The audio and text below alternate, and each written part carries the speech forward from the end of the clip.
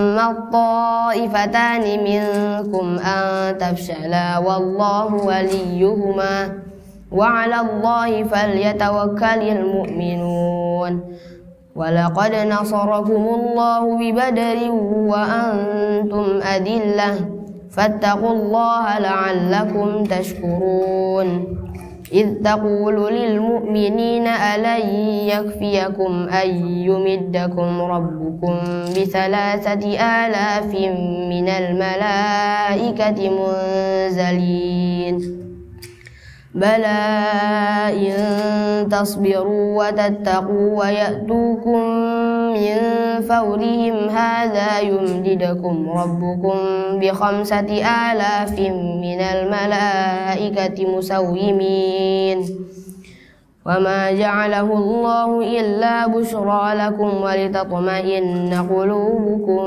به وما النصر إلا من عند الله العزيز الحكيم ليقطع طرفا من الذين كفروا أو يكبتهم فينقلبوا خائبين ليس لك من الأمر شيء أو يتوب عليهم أو يعذبهم فإنهم ظالمون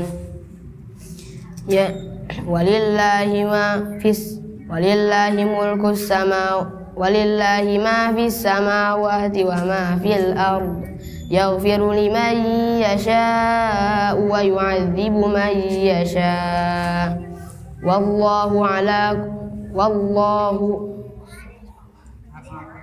والله غفور رحيم يا أيها الذين آمنوا لا تأكلوا الربا أضعافا مضاعفة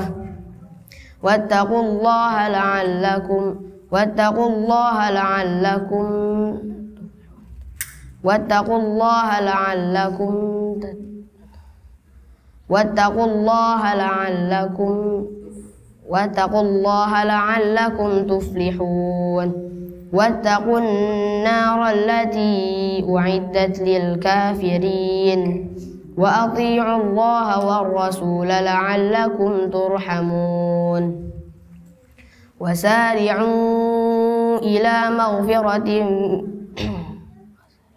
وسارعوا إلى مغفرة من ربكم وجنة عرضها السماوات والأرض أعدت للمتقين الذين ينفقون في السراء والضراء والكاظمين الغيظ والعافين عن الناس والله يحب الصابرين والله يحب المحسنين والذين إذا فعلوا فاحشة أو ظلموا أنفسهم ذكروا الله فاستغفروا لذنوبهم ومن يغفر الذنوب إلا الله ولم يصروا على ما فعلوه وهم يعلمون أولئك جزاؤهم مغفرة من ربهم وجنات تجري من تحتها الأنهار خالدين فيها ونعم أجر العاملين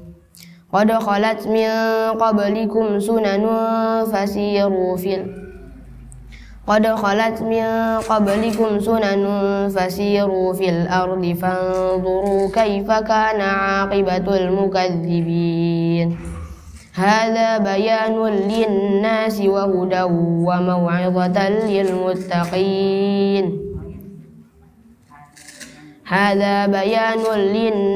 وهدى وموعظة للمتقين ولا تهنوا ولا تحزنوا وأنتم الأعلون إن كنتم مؤمنين إن يمسسكم قرح فقد مس القوم قرح مثله وتلك الأيام نداولها بين الناس وليعلم الله الذين آمنوا ويتخذ منكم شهداء وما الله بغافل عما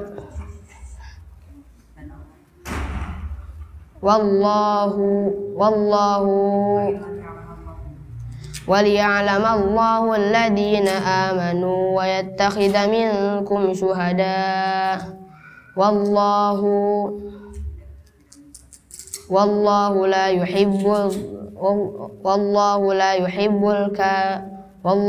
يحب الظالمين. وما أصابكم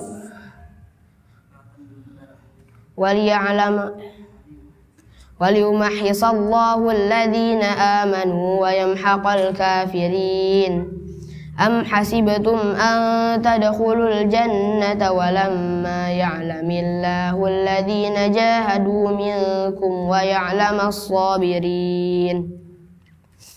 ولقد كنتم تمنون الموت من قبل أن تلقوه فقد رأيتموه وأنتم تنظرون. وما محمد إلا رسول قد خلت من قبله الرسل أفإن مات أو قتل انقلبتم على أعقابكم ومن ينقلب على عقبيه فلن يضر الله شيئا وسيجزي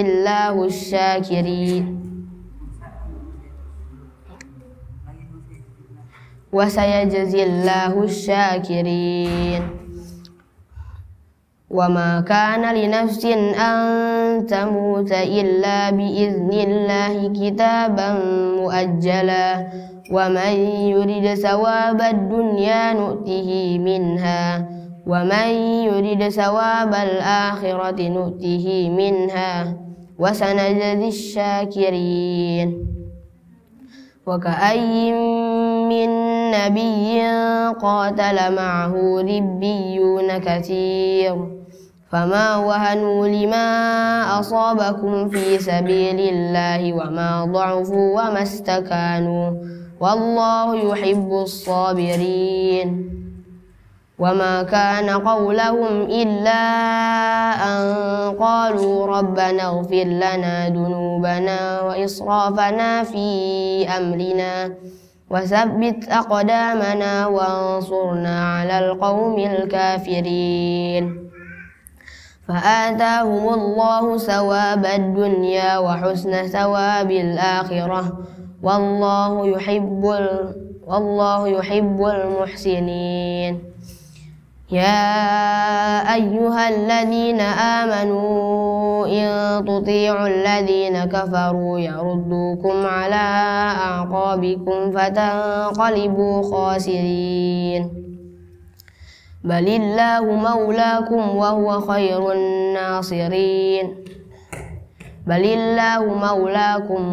خير الناصرين.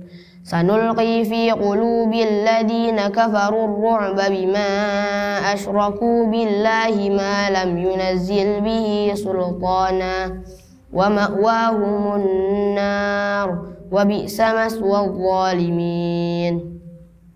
ولقد صدقكم الله وعده إذ تحصونهم بإذنه حتى إذا فشلتم وتنازعتم في الأمر وعصيتم من بعد ما أراكم ما تحبون منكم من يريد الدنيا ومنكم من يريد الآخرة ثم صرفكم عنهم ليبتليكم ولقد عفا عنكم والله ذو فضل على المؤمنين. إذ تصعدون ولا تلوون على أحد والرسول يدعوكم في أخراكم فأثابكم غما بغم لكي لا تحزنوا على ما فاتكم ولا ما أصابكم والله خبير بما تعملون. ثم أنزل عليكم من بعد الغم أمنة نعاسا يغشى طائفة منكم وطائفة قد أهمتهم أنفسهم يظنون بالله غير الحق ظن الجاهلية يقولون هل لنا من الأمر من شيء قل إن الأمر كله لله يخفون في أنفسهم ما لا يبدون لك يقولون لو كان لنا من الأمر شيء ما قتلنا هاهنا قل لو كنتم في بيوتكم لبرز الذين كتب عليهم القتل إلى مضاجعهم وليبتلي الله ما في صدوركم وليمحص ما في قلوبكم والله عليم بذات الصدور إن الذين تولوا منكم يوم التقى الجمعان إنما استزلهم الشيطان ببعض ما كسبوا ولقد عفى الله عنهم والله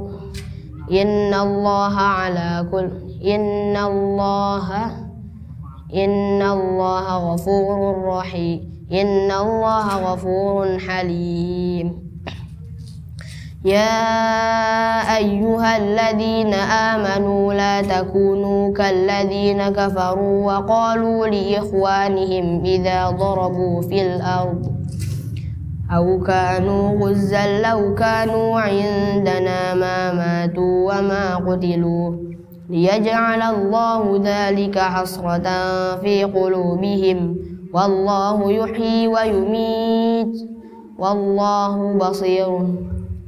والله يحيي ويميت والله على كل شيء قدير ولئن قتلتم في سبيل الله أو متم لمغفرة من الله ولئن قتلتم في سبيل الله أو متم لمغفرة من الله ورحمة خير مما يجمعون ولئن متم أو قتلتم لإلى الله تحشرون فبما رحمة من الله لنت لهم ولو كنت فظا غليظ القلب لانفضوا من حولك فاعف عنهم واستغفر لهم وشاورهم في الأمر فإذا عزمت فتوكل على الله إن الله يحب المتوكلين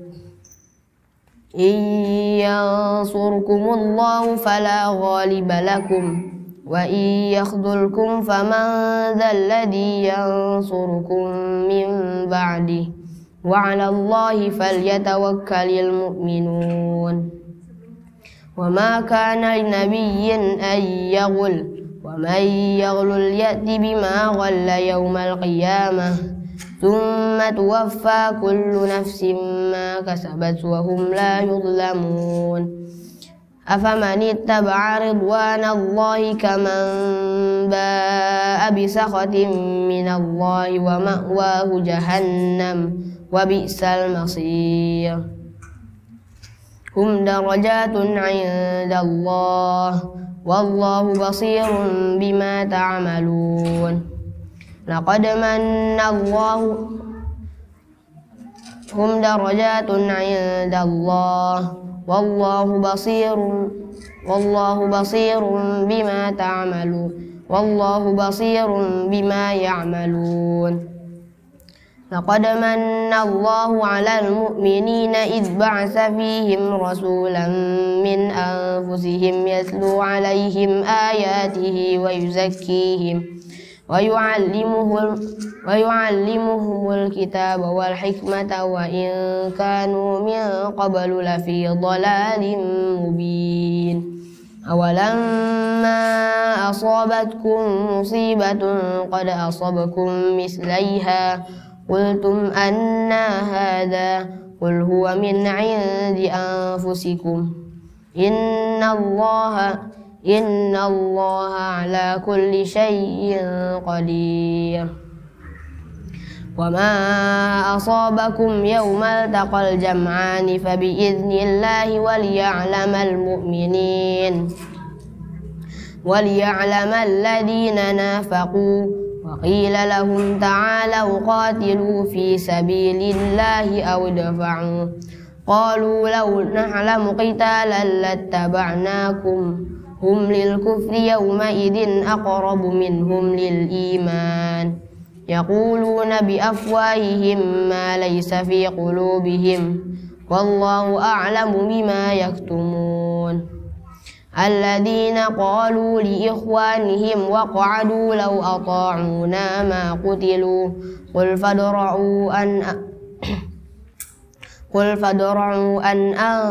قل فادرءوا عن أنفسكم الموت إن كنتم صادقين ولا تحسبن الذين قتلوا في سبيل الله أمواتا بل أحياء عند ربهم يرزقون فرحين بما آتاهم الله من فضله ويستبشرون بالذين لم يلحقوا بهم من خلفهم ألا خوف عليهم ولا هم يحزنون يستبشرون بنعمة من الله وفضل وأن الله لا يضيع أجر المؤمنين الذين استجابوا لله والرسول من بعد ما أصابهم القرح للذين أحسنوا منهم واتقوا أجر عظيم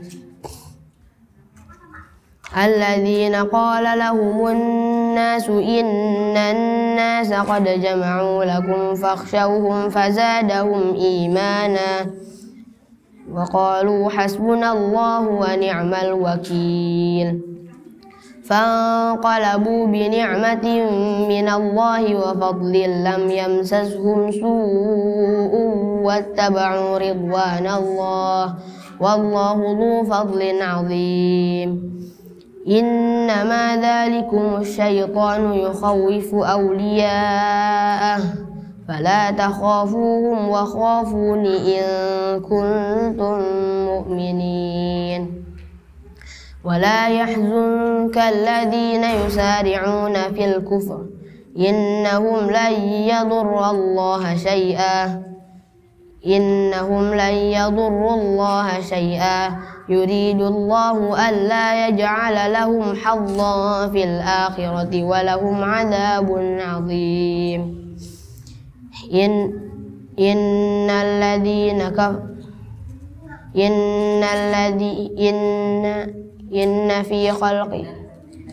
إن الذين اشتروا الكفر بالإيمان لن يضر الله إن الذين اشتروا الكفر بالإيمان لن يضر الله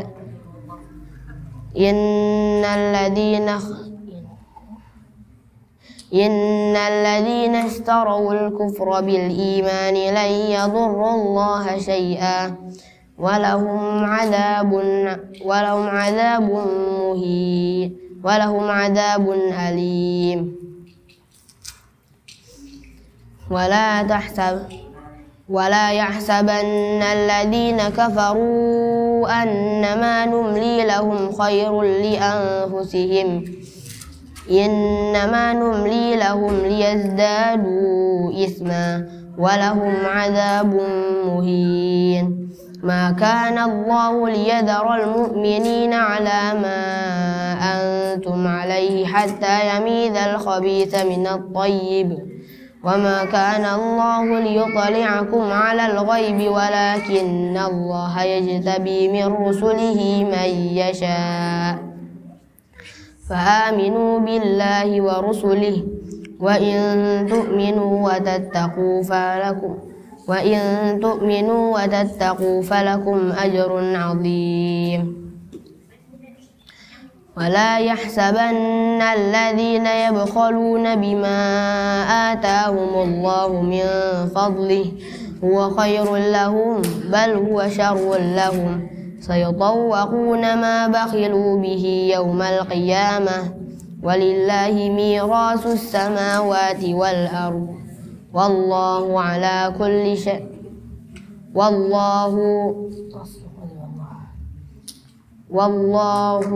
والله بما تعملون بصير والله بما تعملون خبير.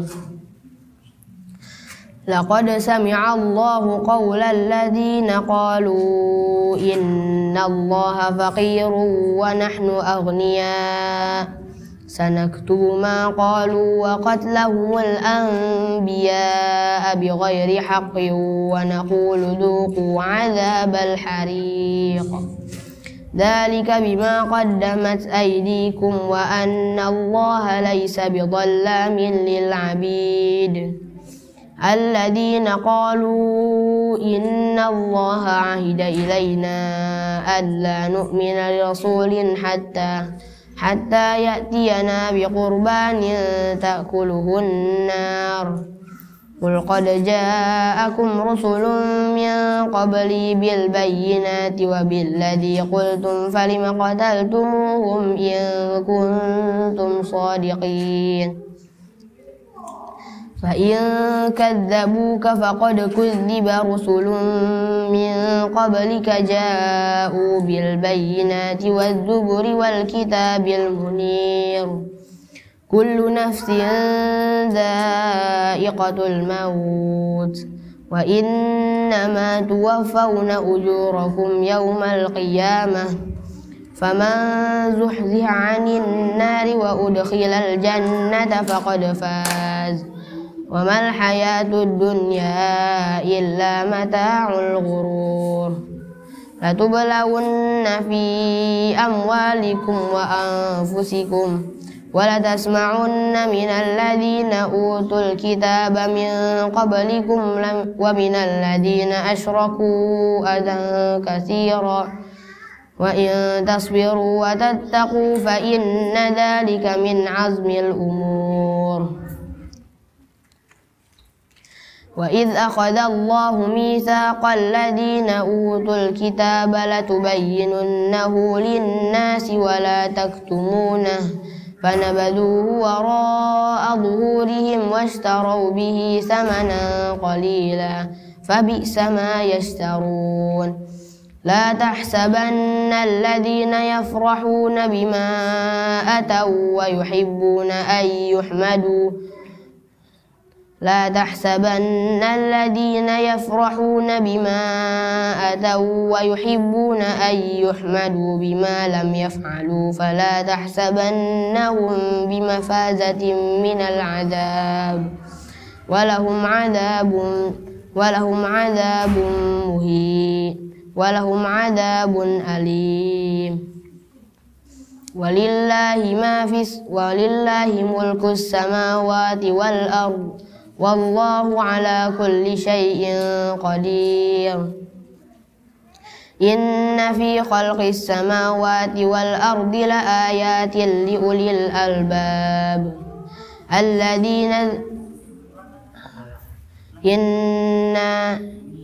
إن في خلق السماوات والأرض لآيات إن في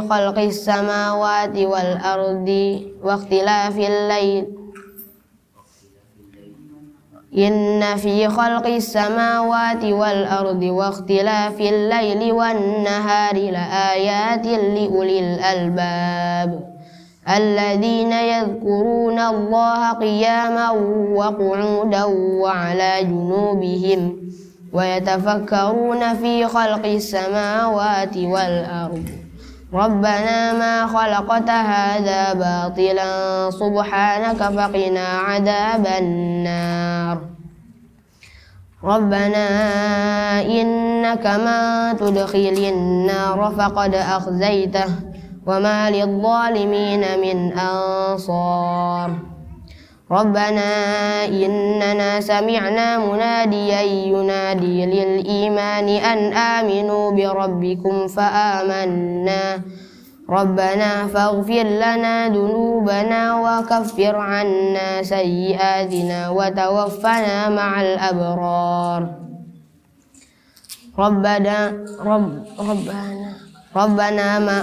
ربنا وآتنا ما وعدتنا على رسلك ولا تحزنا يوم القيامة إنك لا تخلف الميعاد فاستجاب لهم ربهم أني لا أضيع عمل عامل منكم من ذكر أو أنثى بعضكم من بعض فالذين هاجروا وأخرجوا من ديارهم وأوذوا في سبيلي وقاتلوا وقتلوا لأكفرن عنهم سيئاتهم ولأدخلنهم جنات تجري من تحتها الأنهار ثوابا من عند الله والله عنده حسن الثواب.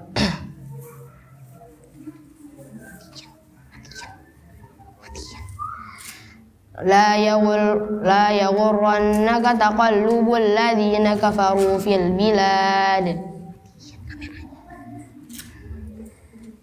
متاع قليل ثم مأواه جهنم وبئس المهاد لكن الذين اتقوا ربهم لهم جنات تجري من تحتها الأنهار خالدين فيها نزلا من عند الله وما عند الله خير للأبرار.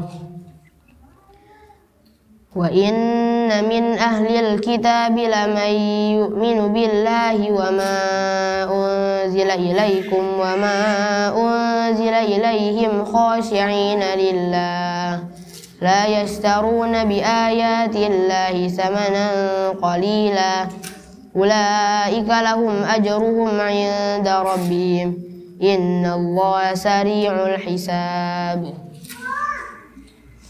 يا أيها الذين آمنوا اصبروا وصابروا ورابطوا واتقوا الله لعلكم تفلحون. بسم الله الرحمن الرحيم.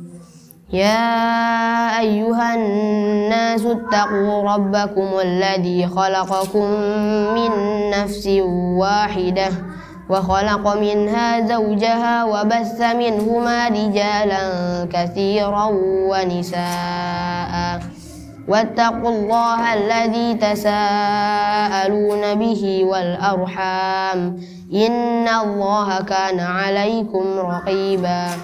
وآتوا اليتامى أموالهم ولا تتبدلوا الخبيث بالطيب ولا تأكلوا أموالهم إلى أموالكم إنه كان حوبا كبيرا. وإن خفتم ألا تقسطوا في اليتامى فانكحوا ما طاب لكم من النساء مثنى وثلاث ورباع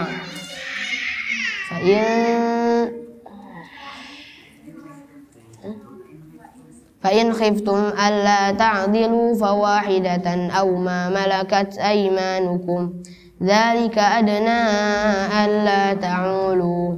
وآتوا النساء صدقاتهن نحلة فإن طبن لكم عن شيء منه نفسا فكلوه هنيئا مريئا. ولا تؤتوا السفهاء أموالكم التي جعل الله لكم قياما وارزقوهم فيها واكسوهم وقولوا لهم قولا معروفا. وابتلوا اليتامى حتى إذا بلغوا النكاح فإن آنستم منهم رشدا فادفعوا إليهم أموالهم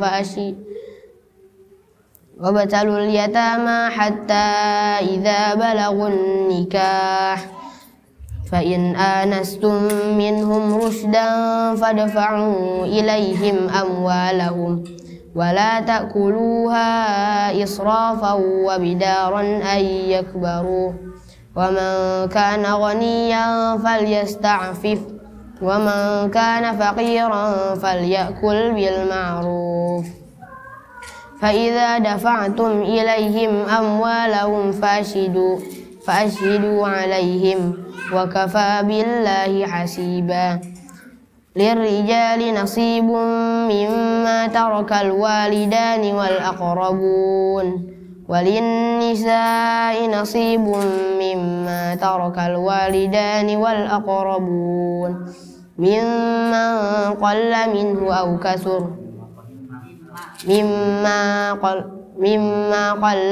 أو كثر نصيبا مفروضا وإذا حضر القسمة أولو القربى واليتامى والمساكين فارزقوهم منه وقولوا لهم قولا معروفا وليخشى الذين لو تركوا من خلفهم ذرية ضعافا خافوا عليهم فليتقوا الله وليقولوا قولا سديدا إن الذين يأكلون أموال اليتامى ظلما إنما يأكلون في بطونهم نارا وسيصلون سعيرا يوصيكم الله في أولادكم للذكر مثل حظ الأنثيين فإن كن نساء فوق 2 فلهن ثلثا ما ترك وإن كانت واحدة فلها النصف ولأبويه لكل واحد منهما السدس مما ترك إن كان له ولد فإن لم يكن له ولد وورثه أبواه فلأمه الثلث وإن كان له إخوة فلأمه السدس من بعد وصية يوصين بها أو دين آباؤكم وأبناؤكم لا تدرون أيهم أقرب لكم نفعا فريضة من الله إن الله كان عليما حكيما ولكم نصف ما ترك أزواجكم إن لم يكن ولكم نصف ما ترك أزواجكم إن لم يكن لكم ولد فإن كان ولكم نصف ما ترك أزواجكم إن لم يكن لهن ولد فإن كان لهن ولد فلكم الربع مما تركن من بعد وصية يوصي بها أو دين من بعد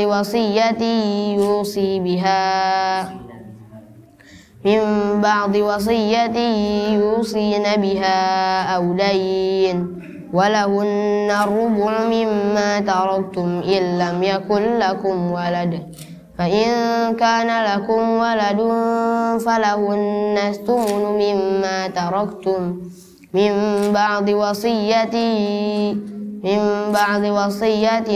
توصون بها أو دين وإن كان رجل يورث كلالة أو امرأة وله أخ أو أخت فلكل واحد منهما السدس فإن كانوا أكثر من ذلك فهم شركاء في الثلث فإن كانوا أكثر من ذلك فهم شركاء في الثلث فإن كانوا أكثر من ذلك فهم شركاء في الثلث من بعد وصية يوصى بها أو دين غير مضار وصية من الله والله سميع والله عليم حليم تلك حدود الله ومن يطع الله ورسوله يدخله تلك حدود الله ومن يطع الله ورسوله يدخله جنات تجري من تحتها الأنهار خالدين فيها وذلك الفوز العظيم ومن يعص الله ورسوله ويتعد حدوده يدخله نارا خالدا فيها وله عذاب مهين واللاتي يأتين الفاحشة من نسائكم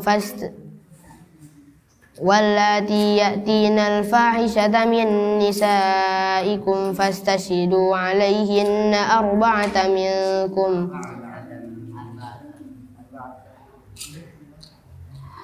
واللاتي يأتين الفاحشة من نسائكم فاستشهدوا عليهن أربعة منكم فإن شهدوا فأمسكوهن بالبيوت حتى يتوفاهن الموت أو يجعل الله لهن سبيلا واللذان يأتيانها منكم فآذوهما فإن تابا وأصلحا فأعرضوا عنهما إن الله كان توابا رحيما إنما التوبة على الله للذين يعملون السوء بجهالة ثم يتوبون من قريب فأولئك يتوب الله عليهم وكان الله عليما حكيما وليست التوبة للذين يعملون السيئات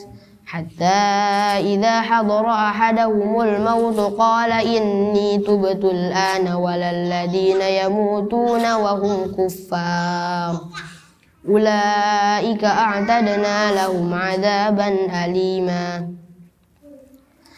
يا أيها الذين آمنوا لا يحل لكم أن ترثوا النساء يا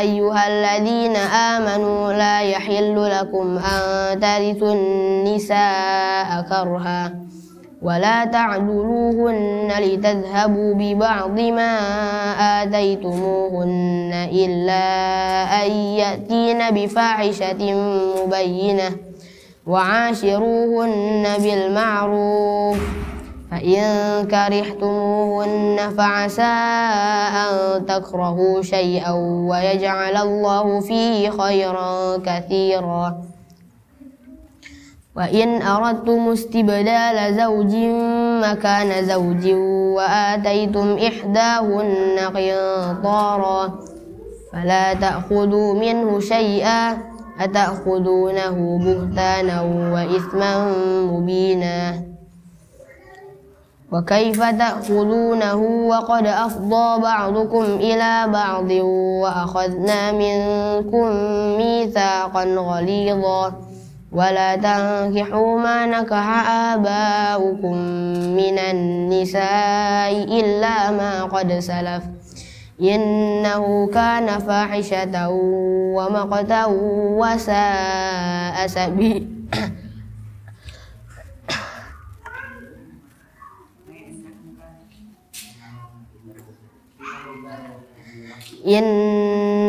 إنه كان فاحشة ومقتا وساء سبيلا حرمت عليكم أمهاتكم وبناتكم وأخواتكم وعماتكم وخالاتكم وبنات الأخ وبنات الأخت وأمهاتكم اللاتي أرضعنكم وأخواتكم من الرضاعة وأمهات نسائكم وربائبكم اللاتي في حجوركم من نسائكم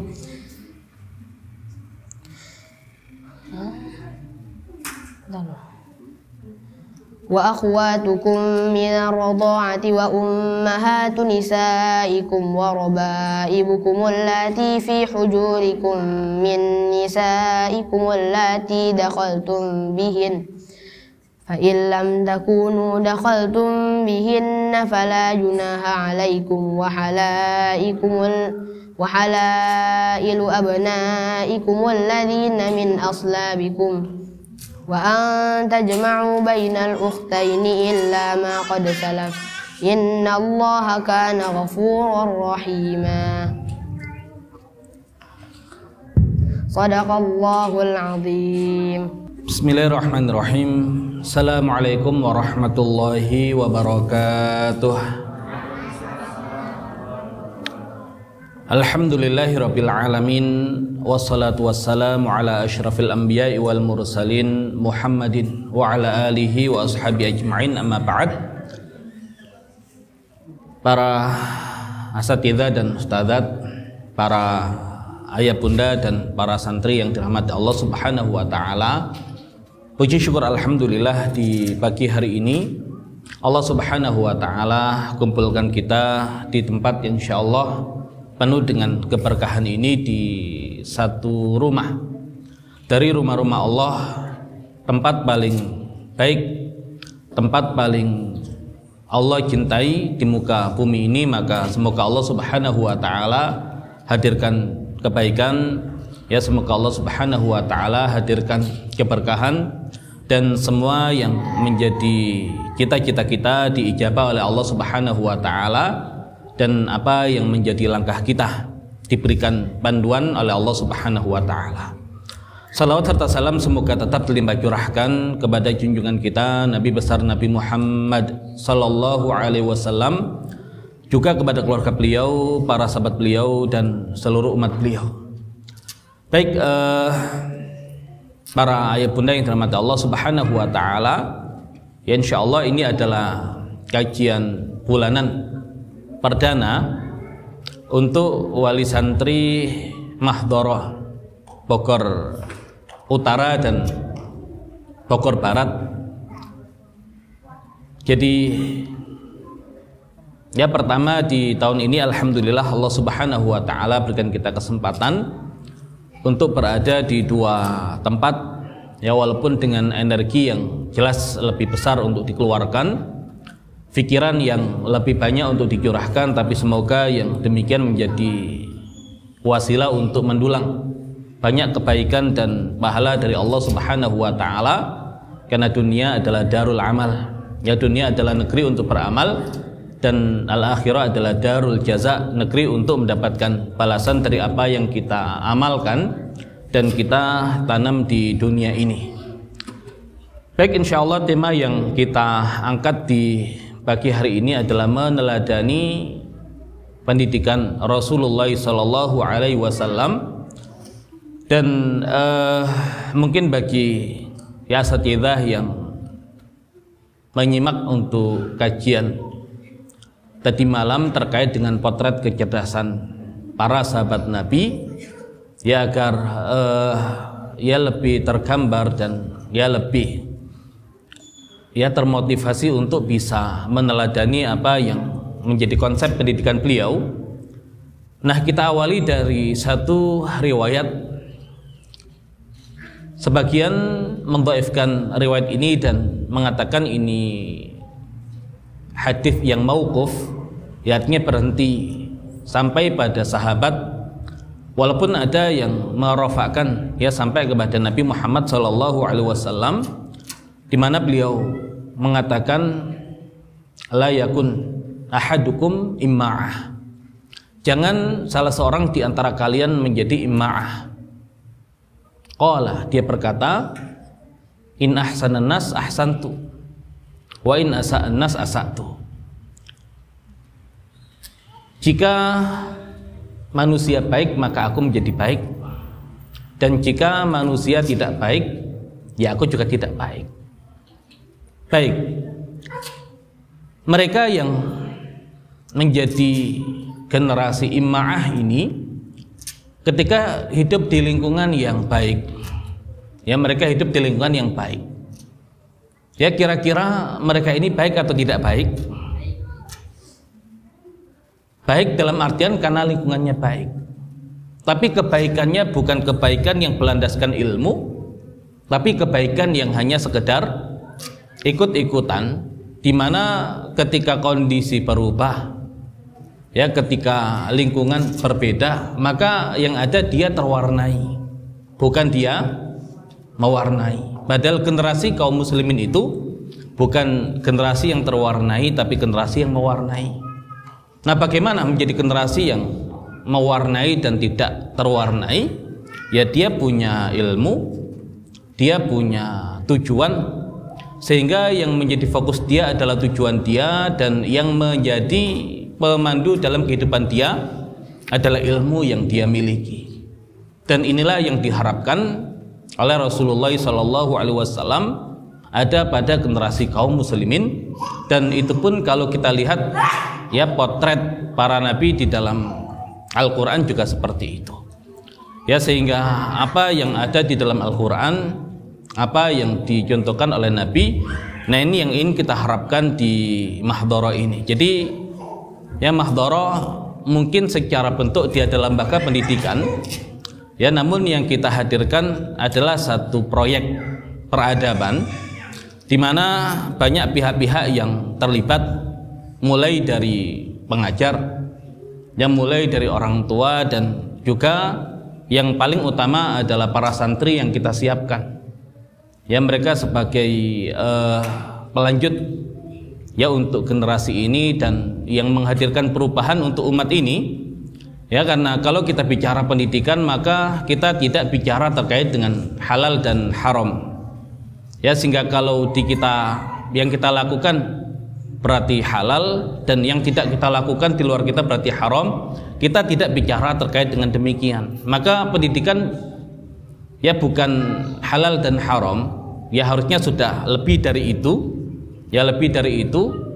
Ya, makanya kalau para ulama fikih membagi hukum menjadi 5, ya, ada wajib, ada sunnah, ada mubah, ada makruh, ada haram.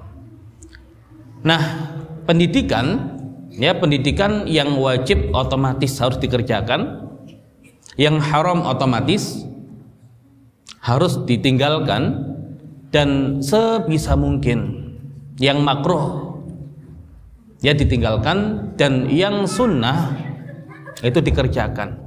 Maka sehingga ketika kita mendapati adanya standar yang berbeda, bukan berarti standar yang berbeda dengan kita itu masuk ke ranah haram, ya bukan. Ya, kecuali memang ada keharaman yang dilaksanakan. Nah, namun ya kita ingin mengambil ya satu standar yang berbeda, yang ketika seseorang itu berusaha mengambil standar yang paling memungkinkan, yang bisa dia lakukan, yang bisa dia capai, ya disebut dengan takwa. Makanya fattaqullaha mastata'tum, bertakwalah kepada Allah semaksimal kemampuan kalian. Makanya takwa itu dia tidak berhenti pada satu titik tertentu, dia akan terus tumbuh, dia akan terus naik. Dan kalau kita lihat Al-Quran yang merupakan huda, ya Al-Quran yang merupakan huda, ya Al-Quran itu hudal linnas, tapi Al-Quran juga hudal lil muttaqin. Jadi hudal linnas itu standar paling dasarnya, dan hudal lil muttaqin adalah standar paling tingginya. Nah, makanya kalau ingin mendapatkan petunjuk dari Allah Subhanahu wa Ta'ala, berarti standar yang harus kita ambil adalah standar takwanya. Ya, sehingga ketika kita ingin mencapai capaian yang tinggi, ya semakin berat perjuangannya, ya semakin banyak pengorbanannya, semakin ya banyak pikiran dan ya tenaga yang dicurahkan. Tapi ya sebanding dengan itu, insya Allah pertolongan dari Allah Subhanahu wa Ta'ala juga sama. Maka dahulu Nabi kita, Nabi Muhammad SAW, yang bercita-cita untuk menghilangkan kejahilian dari muka bumi, Allah hadiahkan Al-Quran sebagai kurikulum, Al-Quran sebagai panduan ya bagi beliau. Makanya Al-Imam Al-Bukhari di dalam Sahih Bukhari, di pembahasan kitab Badi'il Wahyi, kitab awal permulaan turunnya wahyu, yang ditulis oleh Imam Al-Bukhari adalah hadis innamal a'malu binniyat wa innamal likulli imri'in ma nawa, sesungguhnya amalan disertai dengan niat, dan bagi seseorang apa yang dia niatkan. Nah, maka orang punya niat, orang punya tujuan, Kemudian niat itulah, tujuan itulah yang ingin dia capai. Makanya kapan orang bahagia? Ya, ketika seseorang itu semakin dekat dengan tujuannya. Kapan orang dikatakan benar? Kalau dia menuju ke arah tujuannya. Maka ketika seseorang tidak punya tujuan, ya tidak bisa ya dikatakan yang dia lakukan itu benar. Ya, atas dasar apa, dengan ukuran apa? Dan kalau seseorang tidak punya tujuan, ya kesenangan yang ada adalah sekedar kesenangan sesaat, tapi dia bukan kebahagiaan. Karena kebahagiaan itu munculnya dari hati, dan itu disebabkan seseorang semakin dekat dengan apa yang menjadi tujuannya, semakin dekat dengan apa yang menjadi cita-citanya. Dan itu yang ingin kita hadirkan di Mahdhara, dan ya konsep-konsep yang ada di Al-Quran itu yang ya kita turunkan. Dan ya biasa yang menjadi ya standar untuk dilihat di awal. Ya, kalau ya tadi malam Ustaz Sidqon ya mengutip ya dari kitab Ar-Rasul Al-Mu'allim, yang memang dikatakan seandainya Rasulullah SAW tidak punya mukjizat, maka cukup dengan melihat karakter para sahabat, potret para sahabat, nah itu mukjizat Nabi. Jadi seandainya Nabi tidak punya mukjizat, cukuplah para sahabat itu adalah mukjizatnya, karena mereka adalah generasi yang dididik ya dengan panduan Al-Quran yang mukjizat itu. Nah, termasuk di kita untuk para ya syabab, ini syabab secara usia ya usia SMP kelas 2 dan kelas 3 di luar. Nah, cuman ya di sini ngumpulnya dengan ya bapak-bapak, kalau perlu kalau rapatnya dengan DKM ya yang usianya sudah namun ala kulli hal ya, jadi kalau kembali ke konsep Al-Quran ya, di mana ada 5 fase ya, fase lemah, fase kuat, dan fase lemah. Nah, berarti antum di fase yang keberapa sekarang? Ya, secara umum ya fase keempat ya, fase kuat yang disertai dengan kematangan. Ya, terus dimatangkan dirinya ya sehingga ya bisa seutuhnya menjadi seorang yang sudah dewasa. Jadi mukallaf itu disertai dengan ya dengan tanggung jawab, dan ya seringnya kita berinteraksi dengan masyarakat sekitar kita, itu yang membentuk karakter kita. Maka dahulu memang ya pesantren itu membaur dengan masyarakat ya, dan ketika kembali ke masyarakat ya sudah tidak kagok lagi, karena memang ya pesantrennya pun ya menyatu dengan masyarakat. Dan itu kita harapkan ya di kita, walaupun seandainya ke depan ke Allah anugerahi tempat tersendiri, tetap ya untuk berbaur dengan masyarakat itu akan kita jalankan. Ya, maka Tatagus menyiapkan program ya penugasan ya untuk pengabdian, dan alhamdulillah itu sudah kita jalankan. Kalau di sini ya imam dari santri hari apa? Selasa sama Kamis. Ya, dan ya insya Allah yang demikian ya menjadi syiar tersendiri ya, karena bisa jadi ya santri bahkan di sekitar sini SMP ya masih anak-anak ya, mungkin kalau Jumatan itu ya biasa di belakang sana kadang ya mungkin pukul-pukulan satu dengan yang lain.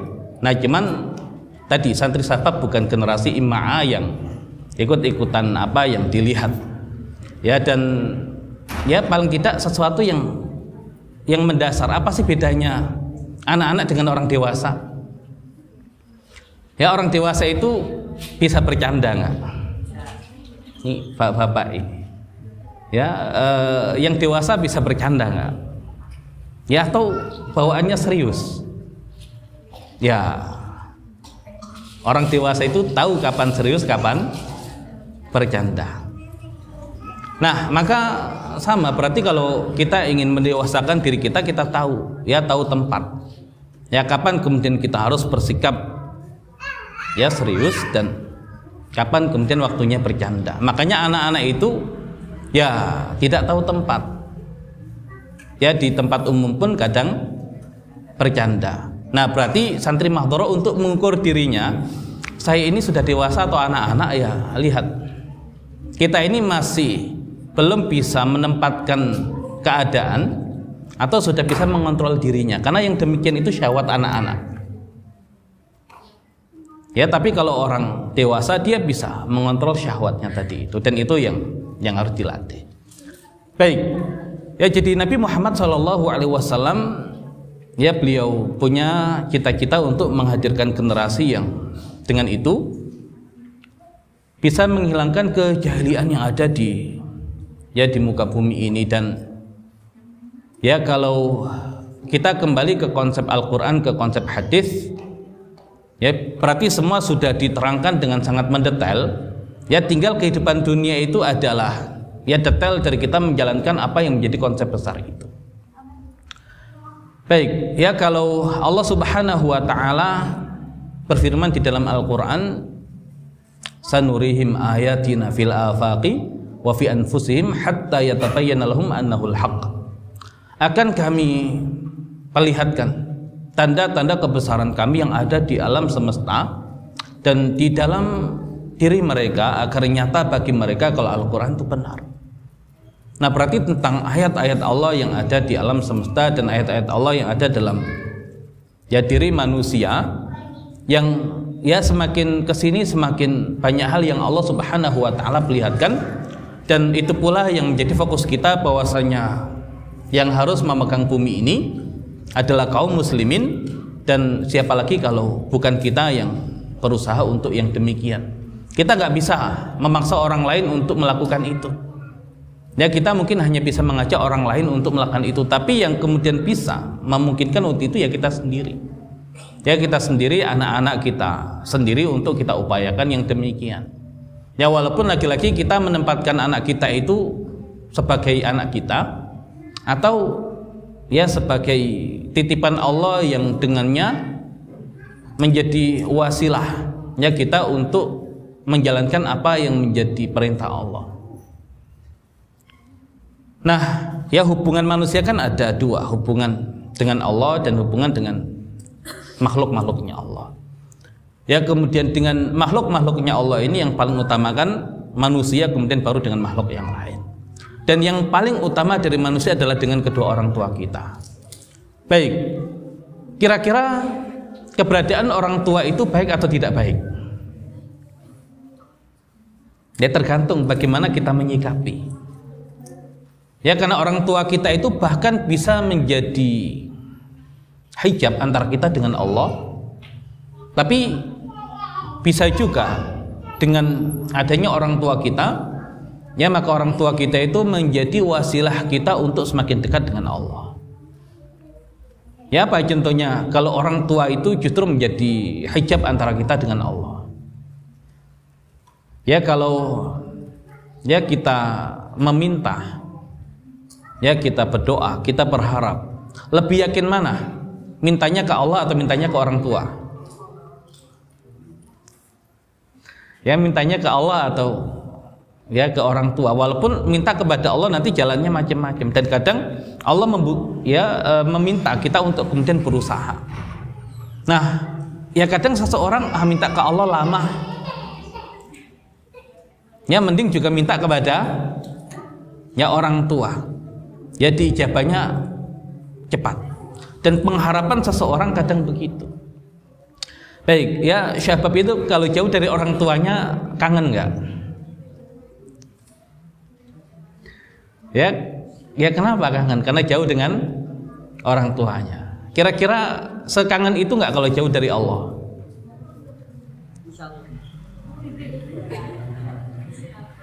Nah makanya kalau seseorang itu masih hidup di lingkungan atau di naungan orang tua, ya nggak bisa jauh dari orang tuanya. Ya manusiawi.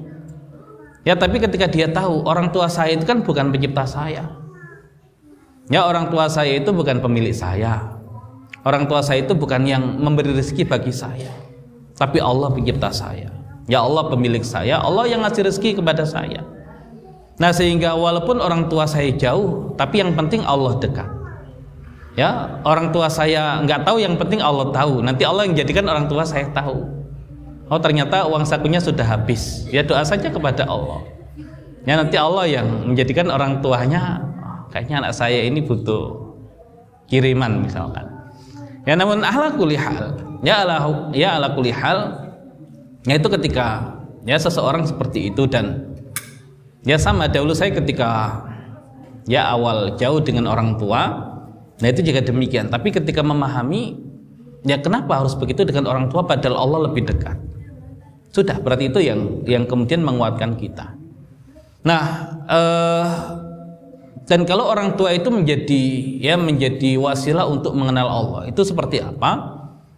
Ya, orang tua kita saja ya bisa seperti itu loh kasih sayangnya kepada kita.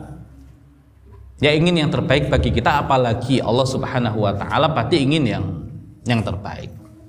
Baik. Nah, makanya kira-kira kalau terjadi benturan ya antara kepentingan Allah dan kepentingan orang tua, ini para santri milih mendahulukan Allah atau orang tuanya? Ya, orang tua saya itu pengen saya jadi orang yang sukses biar hidup kaya, memenuhi semua kebutuhan mereka. Tapi saya melihat umat ini membutuhkan orang-orang yang mengambil alih ilmu-ilmu pengetahuan itu, ya, sehingga umat Islam bisa kembali mengambil alih kepemimpinan dunia. Milih yang mana kira-kira? Nah, ketika dua-duanya kemudian sama cita-citanya, itu menjadi satu kebahagiaan tersendiri. Ya, tapi nggak ada kan yang ibunya seperti ibunya Mus'ab bin Umair. Siapa nama ibunya? Khunas binti Malik. Ya, insya Allah ibunya nggak ada yang seperti itu. Ya, putranya punya cita-cita terhadap Islam yang luar biasa, ibunya justru menjadi penghalang. Nah, maka ya insya Allah tidak seperti itu. Dan sama orang tua itu antara kita dengan Allah, mana yang kita dahulukan? Ya, kalau kemudian kita dahulukan diri kita, ya mungkin keinginan kita, anak kita ya harus sesuai dengan keinginan kita. Oh, saya pengen anak kita jadi ini agar sukses begini, agar bisa membahagiakan saya dalam artian tadi, bukan untuk akhirat tapi sekedar ya kesenangan duniawi, atau ya anak saya ini ya harus saya didik ya sesuai dengan apa yang menjadi kebutuhan agamanya Allah. Ya, di mana Islam hari ini sedang tidak baik-baik saja, berarti harus saya wakafkan. Bahkan mungkin ya, kalau mungkin bahasa para sahabat dahulu ketika menitipkan ya anak-anaknya kepada Rasulullah untuk dijadikan sebagai ya wasilah membangun peradaban Islam di muka bumi ini. Ya, lagi-lagi tergantung ya orang tuanya. Dan makanya hari ini kita kemudian diuji mana yang lebih kuat ya dari diri kita, ikatan iman atau ikatan nasab. Ya, ikatan iman atau ikatan nasab. Baik, yang lebih kuat antara iman dengan nasab harusnya yang mana? Harusnya iman. Ya, kalau nasab baru selanjutnya. Baik, ya misalkan ya kita punya makanan. Ya, ini untuk yang syabab ya, kita ambil contoh misalkan. Ya, kita punya makanan yang ternyata adik kandung kita itu lupa nggak bawa makanan. Kira-kira apa yang kita lakukan? Oh, salamu dek, nggak bawa makanan. Atau mau kita bagi? Kenapa dibagi? Ya, karena adik kandung kita. Baik, kalau itu adiknya orang lain, kalau itu adiknya orang lain, dibagi nggak kira-kira? Lah, minta kakakmu sendiri. Nah, berarti ikatan nasab itu lebih kuat daripada ikatan iman. Ya, ikatan nasab itu lebih kuat daripada ikatan iman.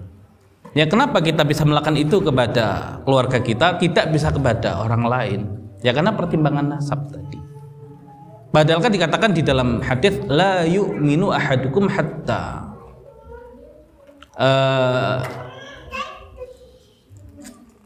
la yu'minu ahadukum hatta yuhibba li akhi ma yuhibbu nafsi. Ya, tidak sempurna iman salah seorang di antara kalian sampai dia mencintai untuk saudaranya seperti dia mencintai untuk dirinya sendiri. Ya kenapa? Karena dia jadikan ikatan dengan Allah itu sebagai pengikat antar sesama manusia. Baik, jadi kalau ya teman-temannya ada yang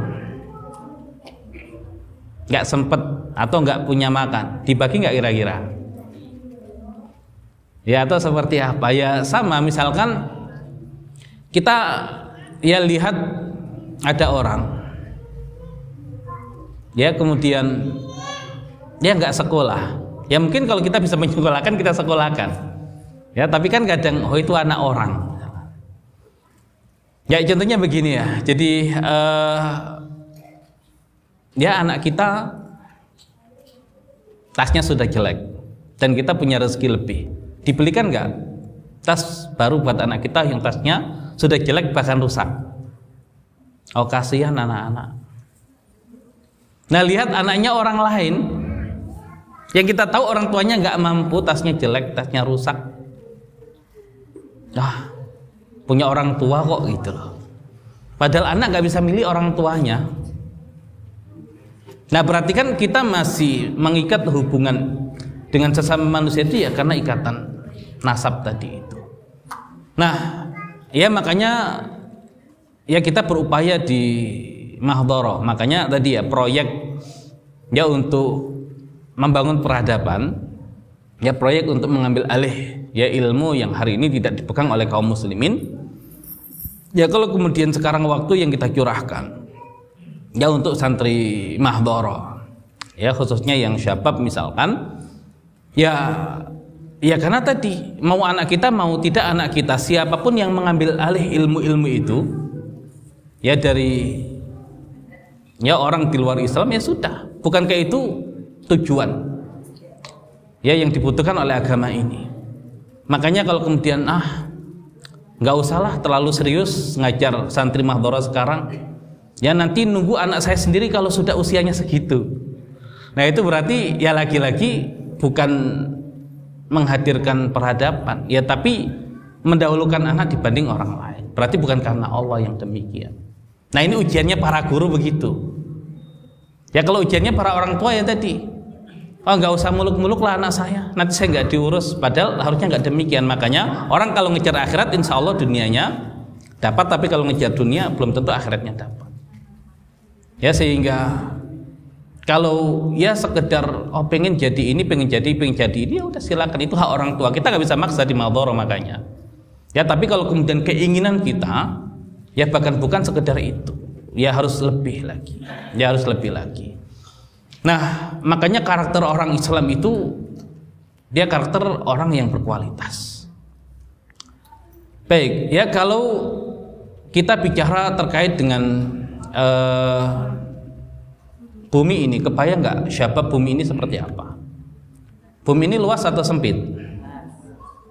Ya luas untuk kemudian kita syukuri dan kita berpindah dari satu tempat ke tempat yang lain. Ya ketika memang banyak hal yang menghalang kita dari kebaikan, tapi kecil dalam artian memungkinkan untuk kita untuk kita urus. Baik. Ya makanya di syabab penguasaan terkait dengan bumi itu sudah ya harus dipahami. Ya diuji terkait dengan pengetahuan geografinya siap.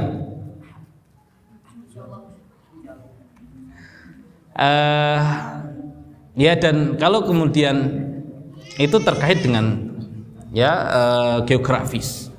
Nah terkait dengan waktu, ya terkait dengan waktu di Al-Quran Allah kisahkan tadi jumlah Nabi 324.000, ya jumlah Rasul 313, ya menurut satu riwayat. Nah yang Allah kisahkan hanya 25 Nabi dan Rasul yang ada di dalam Al-Quran, dan itu sebetulnya ya adalah ya titik dan fase di mana kita memahami ya titik poin sejarah. Ya, dan Nabi Adam manusia pertama dikisahkan. Ya, Nabi Muhammad SAW Nabi terakhir dikisahkan. Ya, ada nggak Nabi yang belum meninggal hari ini? Nabi Isa yang nanti di akhir zaman. Dan kan penguasaan terkait dengan waktu. Nah, umat Islam paham terkait dengan waktu itu. Makanya penguasaan sejarah juga demikian. Nah, kemudian penguasaan sejarah yang ada di Al-Quran itu kan nanti merembet ke banyak hal. Baik, ya Nabi Adam turun di mana? Ya, ada yang berpendapat di India, ada yang berpendapat di, ya, dan bahkan ada yang berpendapat manusia pertama itu ada di Sundaland. Ini Nusantara sini. Jadi dulu Semenanjung Malaya itu gabung dengan Sumatera, gabung dengan Jawa, gabung ya dengan Kalimantan. Nah, itu di situ. Ya, dan dikatakan Barat sengaja nggak buka itu karena mereka nggak mau. Ya, ternyata peradaban dimulai dari timur katanya gitu. Ya, cuman yang demikian masih belum kebuka sampai hari ini. Nah, setelah Nabi Adam siapa? Nabi Nuh. Walaupun versi Bani Israel Nabi Idris. Tapi di peristiwa Isra Mi'raj, ya kalau kita pelajari, Nabi Idris adalah saudara dari Nabi Muhammad, bukan ya mengatakan ya selamat datang wahai Nabi Soleh dan anak soleh. Ya beda dengan Nabi Adam dan Nabi Ibrahim yang ditemui oleh Nabi, yang keduanya mengatakan selamat datang wahai Nabi Soleh dan anak soleh. Kenapa? Karena Nabi Muhammad itu keturunannya Nabi Ibrahim, Nabi Muhammad keturunannya Nabi Adam. Nah, berarti yang paling dekat Nabi Nuh. Dan di mana pelabuhnya kapal Nabi Nuh? Al-Quran itu jarang nyebut nama. Kalau nyebut nama pasti ada sesuatu. Ya, di surat Hud wastawat alal judi. Ya, disebut judi. Walaupun ada beberapa gunung judi di dunia ini, tapi yang masyhur yang ada di Irak, ya perbatasan Irak dengan Turki. Dan Atin yang kemarin ya sempat dibahas dengan Syabab itu kan juga rangkaian sejarah karena perwakilan dari ulul azmi. Walaupun temanya tema tempat, temanya tema makanan. Baik. Nah, makanya kalau kita bicara peradaban hari ini, ya kita mulai dari mana kemarin? Ya, Mesopotamia. Jadi peradaban kuno ya mau tidak mau harus kita kaji. Ya, peradaban Islam juga demikian, bahkan peradaban Nusantara ya juga demikian. Nah, jadi umat Islam itu ya secara ya wawasan ya skala kehidupannya itu untuk ya geografi satu bumi paham. Ya bahkan ya dijelaskan dalam hadis bahkan arsy ya dengan makhluk-makhluk yang lebih kecil lagi kita paham itu. Nah, kemudian kalau kehidupan dunia kan tidak lepas dari unsur materi. Ya berarti materi paling kecil ya sebagai satu unsur, walaupun nanti bisa dipecahkan atom. Ya makanya kenapa kita belajar kimia. Ya kemudian ya untuk menjadi penyusun tubuh makhluk hidup. Berarti yang terkecil adalah untuk penyusun dan fungsi. Ya berarti sel. Ya makanya ya target belajar biologi sel dan molekuler. Ya kemudian ya nanti ada fisika dibutuhkan. Ya bicara masalah atom kan nanti ada gaya. Gaya yang paling fundamental apa? Ada gaya gravitasi. Kemudian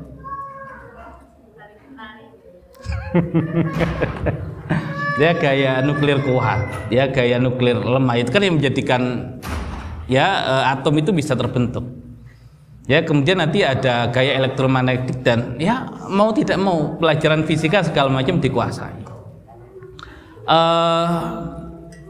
Nah kemudian ya namanya makhluk hidup itu pasti ya ada panjang, ada luas, ada panjang, ada lebar, ada tinggi unsur materi. Ya nggak bisa ngitung itu ya masalah. Jadi semua ciptaan Allah itu seperti itu, sedetail itu. Nah makanya ya ilmu tentang Allah, ya kemudian ilmu tentang perintah dan larangan Allah. Ya insya Allah untuk fikih ya tidak banyak hal-hal yang baru, tapi nanti untuk pembahasan terkait dengan hikmah di balik hukumnya Allah, yaitu butuh pendalaman. Nah, tapi Al-Quran hari ini, ya Al-Quran hari ini semakin kesini, itu semakin mendetail, membuka hal-hal yang baru. Ya, makanya ada keluarga surat dalam Al-Quran. Ya, kemudian nama-nama surat itu pun ada. Ya, ada rahasianya. Ya, kalau kita ambil ya secara acak saja misalkan, kata bilad di Al-Quran, kalau kita kumpulkan kata bilad, ada berapa? Bilad.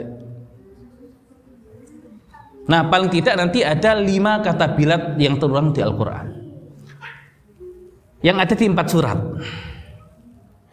Ya, nah nanti satu surat isinya 2. Baik, surat apa yang isinya ada 2 kata bilad?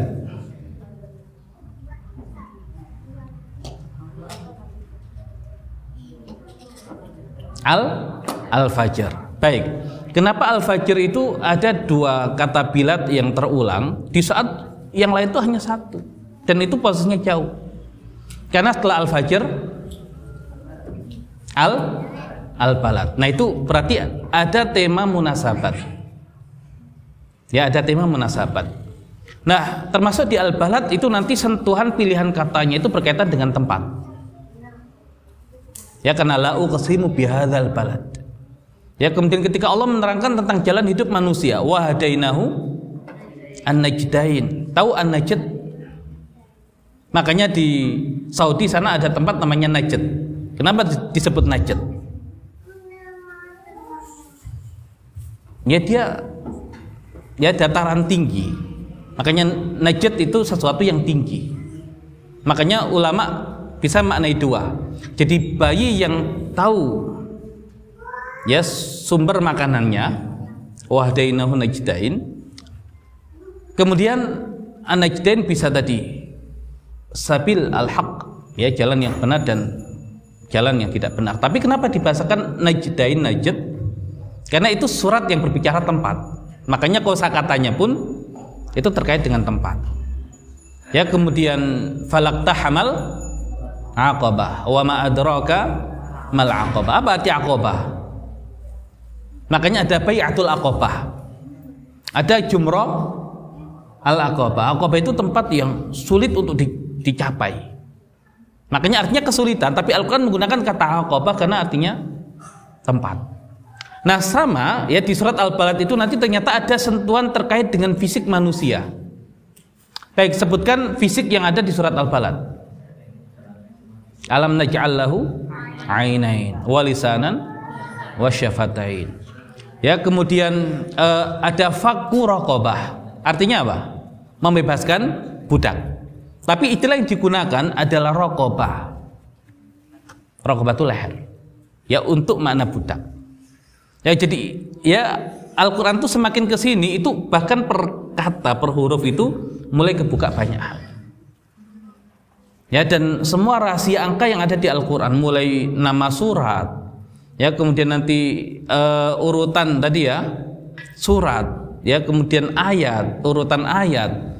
Oh, jangan-jangan itu semua mengandung rahasia. Kan ya apa beda atom satu dengan atom yang lain? Kan cuman beda isinya saja. Ya, protonnya 1 namanya apa, proton 2 namanya apa, proton 3 namanya apa. Nah, itu untuk kemudian mengubah satu atom ke atom yang lain butuh energi yang luar biasa. Oh, jangan-jangan ternyata ada rumusnya di Al-Quran, ya untuk pengayaan uranium nggak serepot itu misalkan. Ya, jadi ala kulli hal, nah itu semuanya ada di Al-Quran. Ya, semua ada di Al-Quran. Makanya ya Al-Quran kita itu satu mukjizat yang hari ini banyak terzalimi, ya karena kita hanya belajar permukaannya, tidak dalam ya sampai ke kandungannya. Nah, target Mahdharah seperti itu. Baik, ya jadi ala kulli hal, ya santri Mahdharah kapan target selesai hafalan Al-Quran? Ya, masalah kesadaran. Jadi yang paling mahal itu kesadaran. Ya, yang paling mahal itu kesadaran.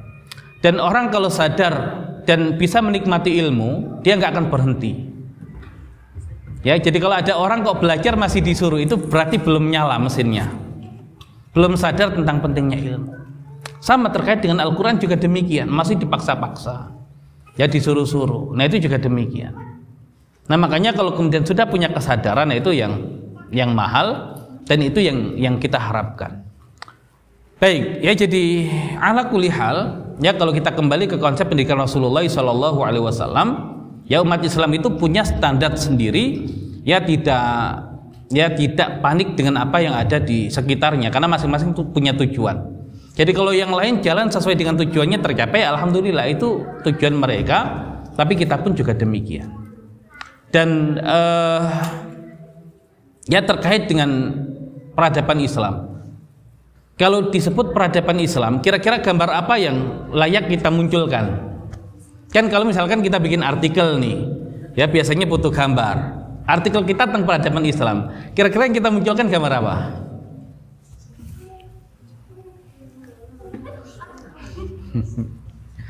Gambar apa kira-kira? Nah, kan terkadang gambarnya itu kan tadi istana-istana yang ada di Andalusia, ya, atau kemudian ya padahal itu ya peradaban Islam nggak? Ya iya, bisa tidak gitu loh. Ya makanya ketika Abdurrahman An-Nasir itu membangun istana yang luar biasa, bahkan berlapis emas dan perak. Nah, itu ada seorang ulama yang luar biasa, Al-Qadhi Mundir, yang ketika diundang ke istana itu seolah-olah Abdurrahman ingin memamerkan istananya. Nah, malah dibacakan ayat tadi yang ada di Az-Zukhruf itu. Yang itu kebiasaan orang-orang kafir membuat bangunan-bangunan yang berlebihan, sehingga akhirnya kemudian beliau menyesal, menangis, dicopoti semua. Jadi kadang kemakmuran yang tidak sesuai dengan tujuan, itu malah membahayakan. Makanya sebagian ulama mengatakan runtuhnya Andalus itu ya sebab tadi kemewahan di zaman itu. Itu cikal bakal di situ. Baik. Nah, ala kulli hal, kira-kira bangunan itu penting nggak? Sepenting apa? Kan misalkan kalau kita nulis peradaban Islam, majelis ilmu, ini bangunan yang megah. Kira-kira yang mana yang harus kita pilih? Tapi kalau tidak bisa menghadirkan bangunan megah gimana? Baik, jadi unsur terpenting dalam peradaban itu adalah manusia. Dan manusia itulah yang dibangun oleh Nabi Muhammad SAW. Ya, makanya aset termahal itu adalah manusia. Ya, unsur terpenting dalam peradaban. Ya, sebenarnya nggak harus banyak, asal berkualitas. Kam min fi'atin qalilatin ghalabat fi'atan katsiratan biidznillah. Ya, banyak-banyak juga nggak keurus. Kata aku juga susah setorannya kalau santri madhara itu terlalu banyak. Ya, walaupun ya semoga kedepannya ketika SDM kita juga banyak, ya Allah kasih sesuai dengan tadi. Makanya kalau kita belajar dari Nabi itu tumbuh dari kecil menjadi besar. Yang besarnya sampai skala apa? Ya tidak terbatasi skalanya, bahkan sampai satu bumi. Atau kita wadahi besar dulu. Ya kira-kira keong itu pakai wadah yang besar dulu tapi dia kecil, atau dia kecil dulu ketika sudah besar baru ganti rumah? Kalau jadi keong, milih mana? Sekalian rumah yang gede gitu loh.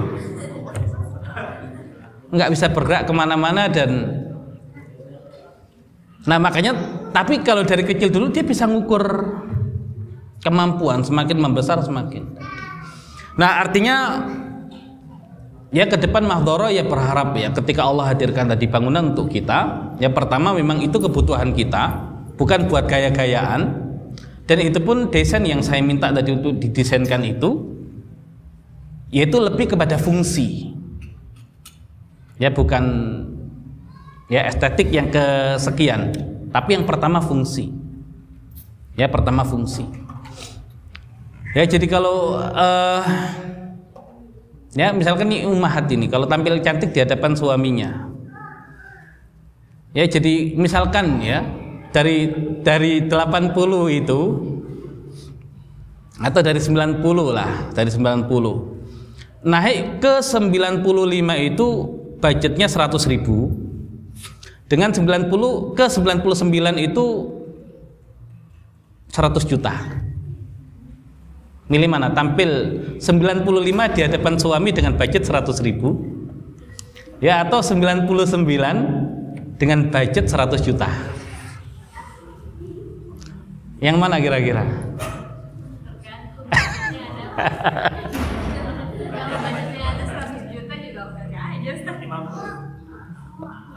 Rakyat Gaza aja boro-boro kemudian. Nah, artinya kan perlu dihitung ulang. Kan harta itu kan ada hak kita untuk kita gunakan, tapi ada hak orang lain. Nah, makanya apakah hanya untuk estetik yang menaikkan 4 tingkat tadi itu dengan budget yang berkali-kali lipat layak untuk dikeluarkan dana sebesar itu? Nah, makanya sama tadi misalkan bangunan, ya untuk kemudian bikin bagus budgetnya sekian, tapi kalau untuk orang itu terkagum-kagum dengan itu budgetnya berkali-kali lipat. Kalau untuk dijadikan bangunan bisa buat 10 misalkan. Nah, milih yang mana? 10 bangunan yang bisa menampung lebih banyak atau satu yang indah gitu. Ya, tidak dikiaskan dengan istri ya. Nanti kalau mending satu udah beres daripada 4, nggak usah kan, itu istri logikanya. Nggak, kita tidak bicara itu gitu loh. Ini kita bicara tentang bangunan yang secara kemanfaatan itu seperti itu. Nah, jadi ya ala kulli hal, Nabi Sulaiman itu seperti apa beliau? Ya, seorang anak raja. Ya, seorang anak raja dan punya kemampuan yang luar biasa. Ternyata dididiknya itu, ya kalau kita lihat Nabi Daud, i'malu ala Daud syukra. Beramalah wahai keluarga Daud sebagai bentuk kesyukuran. Dan Nabi Daud itu walaupun raja, ya, tapi orang yang ibadahnya paling luar biasa. Salatnya paling disukai oleh Allah, puasanya paling disukai oleh Allah. Ya, kalau salatnya, salat malamnya tidur dulu 1/2 malam, salat 1/3 malam, kemudian 1/6-nya tidur lagi. Ya, pecahan. Jadi Nabi sudah mengajari kita pecahan. Oh, kan Nabi itu ummi, seorang yang buta huruf, gak usah lah kita belajar ilmu-ilmu itu lah. Nabi ngajari itu ke kita. Baik. Kemudian puasanya, sehari puasa sehari? Ya tidak. Nah, itu standar hidup keluarga Nabi Daud. Makanya ketika Nabi Sulaiman dengan semua kemewahannya, kira-kira zuhud nggak Nabi Sulaiman itu? Apa definisi zuhud?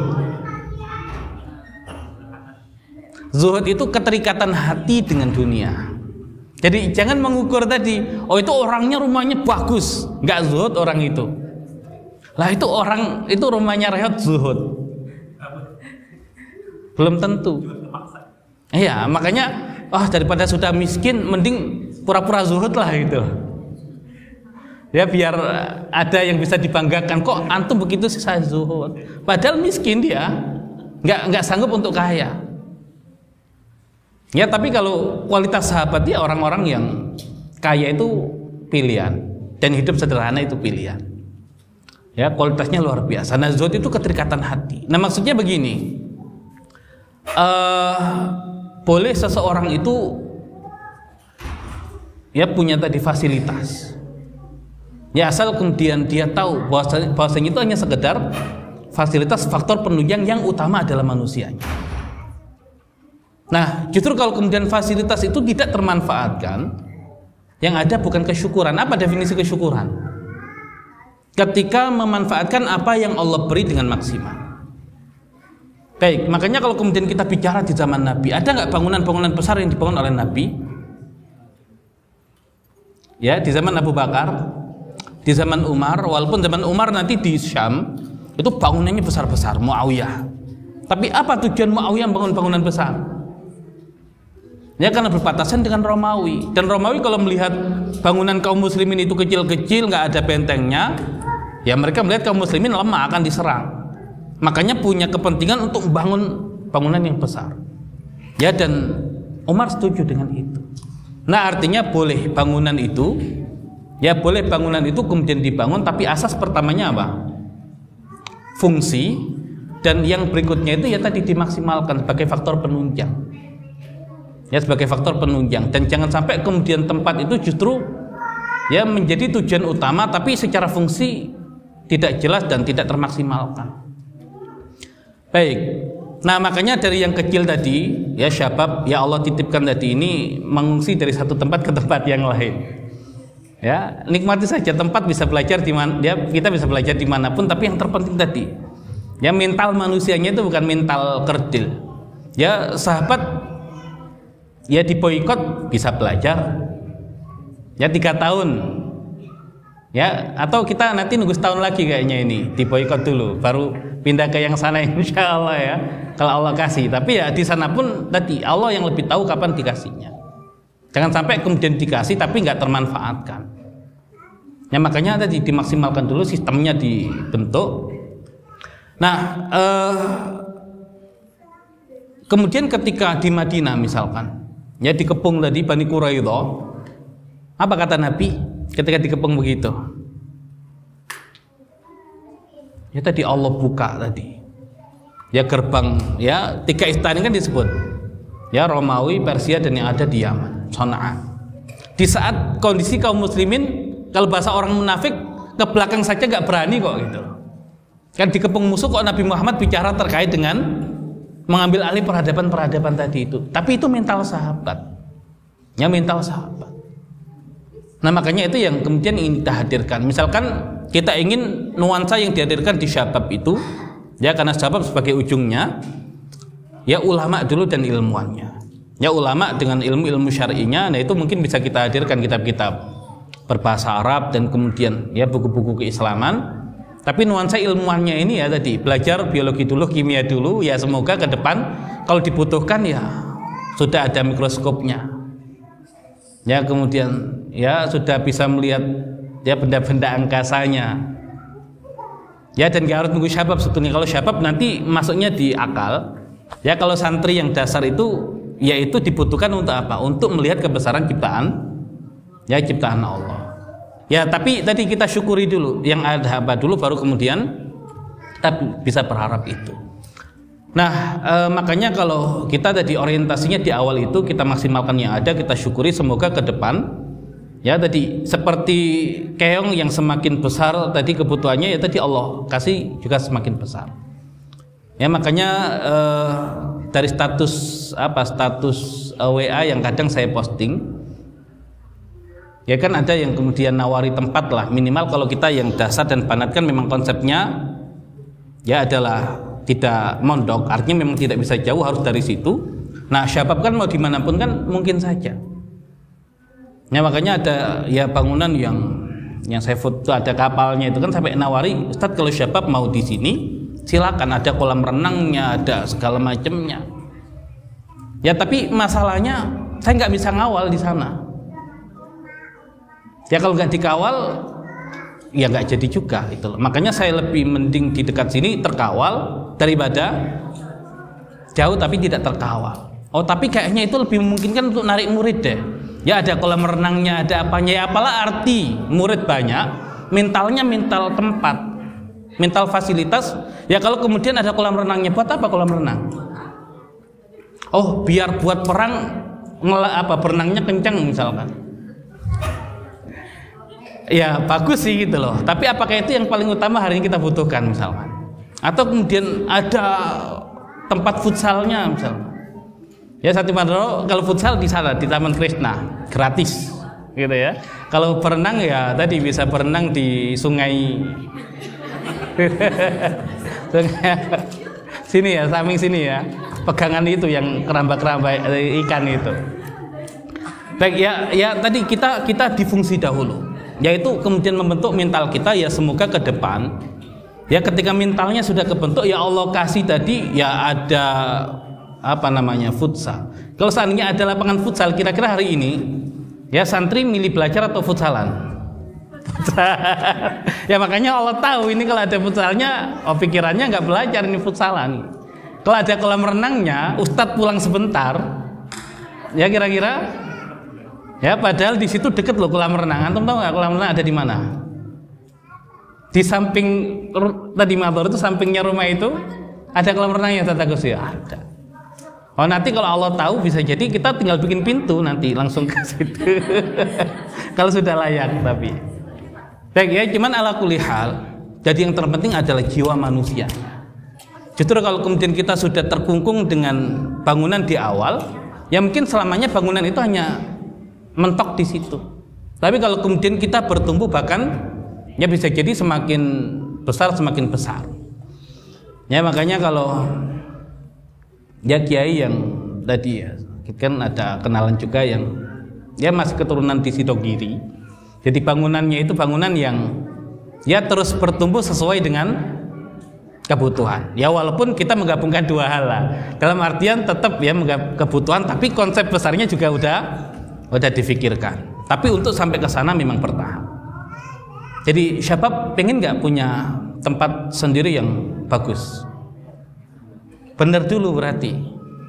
Jadi kalau kemudian karakternya itu sudah ulama ilmuwan, oh ini santri sabab yang karakternya ulama ilmuwan, nggak cukup ini perpustakaannya hanya tadi buku yang ya hari ini sudah selesai bukunya yang dibaca, belum.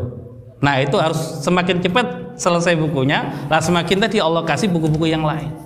Nah kemudian ketika tadi mengkaji ya ilmu-ilmu umumnya nanti ya biologinya udah paham, fisikanya udah paham, ya kimianya udah paham. Ya kalau paham nanti akan Allah berikan secara sendiri.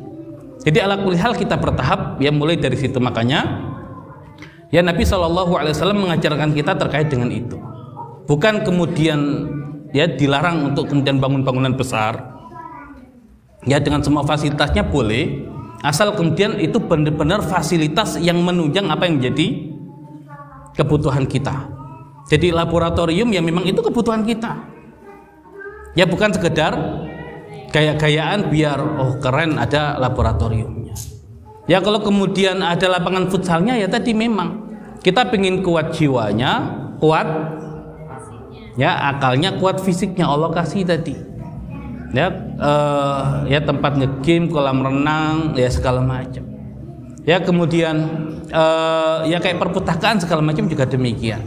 Nah itu konsep kesyukuran, dan itu yang ya lebih kita butuhkan hari ini ya, walaupun yang begitu jarang yang berpikir seperti itu ya. Makanya ya kalau apa sih yang dijual di Mahdoro ya kita nggak jualan apa-apa.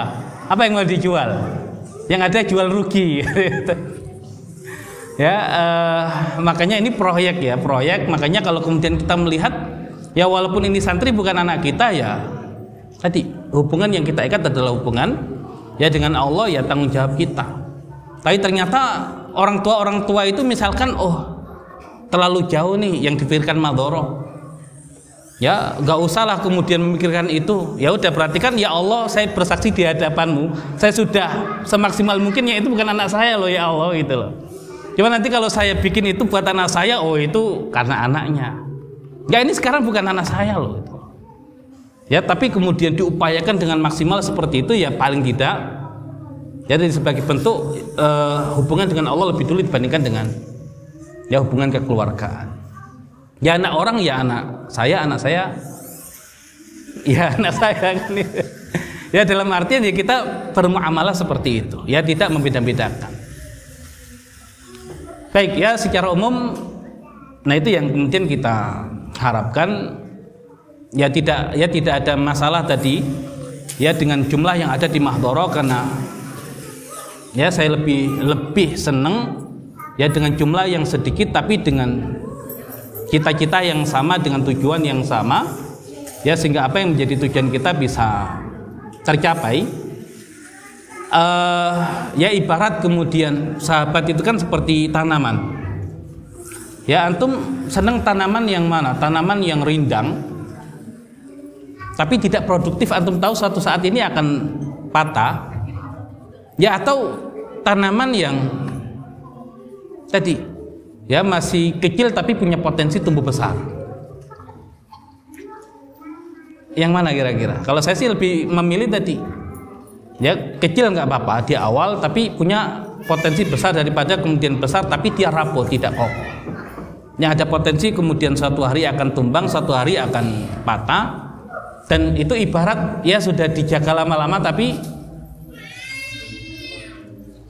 ya ditikung. Kayak kalau tadi orang tadi ya jadi udah jagain tadi. Kalau untuk yang mau menikah kan gitu, jadi pemuda nungguin pemudi sudah siap untuk dikhidbah, ditikung orang Ya, dijaga lama-lama ditikung orang. Ya itu kalau kemudian seperti itu. Cuman kalau kita bicara terkait dengan peradaban udah disiapkan lama tapi ternyata dia tidak kokoh, dan yang mending kemudian kita kecil, ya kemudian tumbuh membesar, dan itu yang kemudian kita harapkan.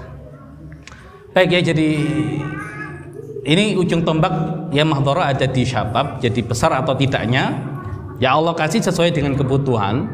Ya makanya yang ada sekarang dimaksimalkan. Ya semoga dengan apa yang kemudian yang ada dimaksimalkan. Ya buku-buku dimaksimalkan, kemudian sudah cara berpikirnya itu udah mulai berpikir yang tadi ya untuk yang ngedit DNA itu kayak gimana lah gitu. Itu ada alatnya nggak yang jual tadi buat ngedit DNA? Ada yang jual? Ya sampai bicaranya tentang DNA segala macam. Nah jadi itu ya ke depan targetnya seperti itu. Baik ya, demikian sebelum kita tutup, ada yang mau ditanyakan, dipersilakan.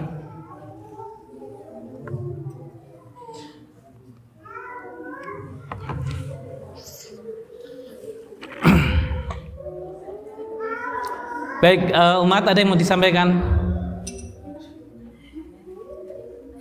Baik, para ayah ada yang mau disampaikan? Ya paling ini ya tadi ya sebagai pembuka di awal di tahun ajaran baru ini, semoga ya semakin ya berjalan waktu semakin dekat dengan apa yang menjadi tujuan kita. Baik ya, demikian wallahu a'lam bishawab. Assalamualaikum warahmatullahi wabarakatuh.